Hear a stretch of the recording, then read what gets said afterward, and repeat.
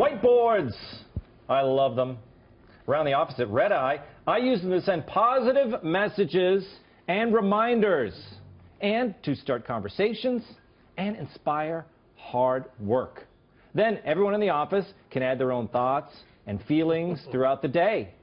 I found it's a great way to foster collaboration and conversation, and so did the students at Michigan State University. But now they will no longer be permitted to hang whiteboards on the outside of their dorm room doors. Why? Somebody wrote a bad word on one. Kat Cooper, the director of University Residential Services, told the College Fix their utility as a communication tool no longer outweighed the attractive nuisance that they are. Weird statement. But the students like them just fine. Freshman Parker Johnson said, "I know many people who use them on their doors, and it brightens up people's day. Way to go, Parker." And freshman Andy Campbell says, "My door has become a gathering place for discussion as well as low-quality humor, which always seems to brighten up residents' days." Low-quality humor? Well, Andy seems like my kind of guy. It's important to note, in this case and in many others, it's not the students who are the snowflakes, it's the administration.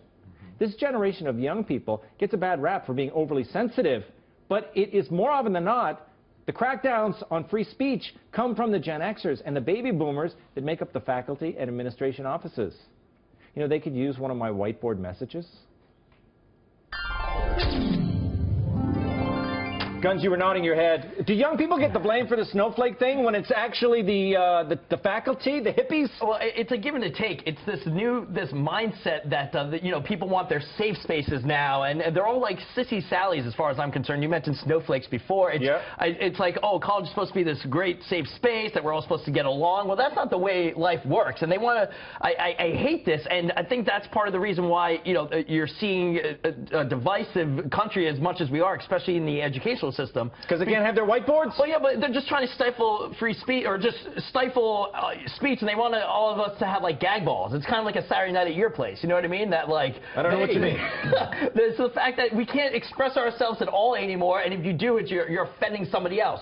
Shut up and, get on with your life. It's not that bad. I think that's the third time you've told Americans to shut up during this show. I'm so mad right now. I'm pissed off. I think this point is actually incredibly profound. I think that you need to create your own safe spaces in your own life for your own friends, people you really care about. We need organic, artisanal safe spaces, not ones created by Big Snowflake. Yeah. So what That's I mean, the Northern California. Yes, but what are the students going to do? They're in the dorm, right? They want to have their whiteboards. Now they can't even have them, so they can't even announce, come to my artisanal the thing about safe the space. organic safe spaces, sometimes you can be a little weird and creepy, and sometimes you can be nice and sweet. And like when people are free to create their own spaces where they can make their own rules, then you can sometimes violate the boundaries of taste, but also like create lifelong friendships. It's true, man. Like people go to college and they have these experiences, and administrators don't always understand that. That's what college was like for me. Heatha, how about you? Yeah, I went to college in the 90s. It was, you know, you just put up whatever you wanted on the whiteboard, and people responded or not responded. I think I also went to an all-women's college, so. Really? Where'd you go? I went to Smith College. Shout Smith out to my College. sisters. Yeah, Fantastic. I don't think any of them are watching right now. Well, but. you used whiteboards then, but do you still use them in your life now?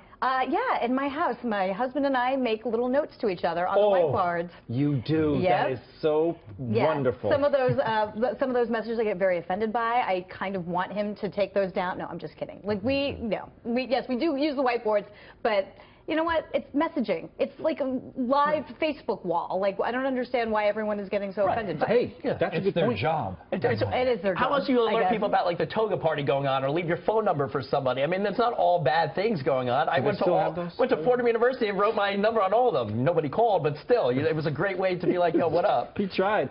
Heatha, it's interesting that this is one area where at least they're not online. We should encourage them to be writing on the whiteboards, because at least they're not using an app, right, Jimmy? That's a big part of it. And ultimately, they're just going to wind up writing on the doors anyway. It's going to lead to vandalism. You're right. But this is a weird story for me, because I went to community college, so the dorms were our cars.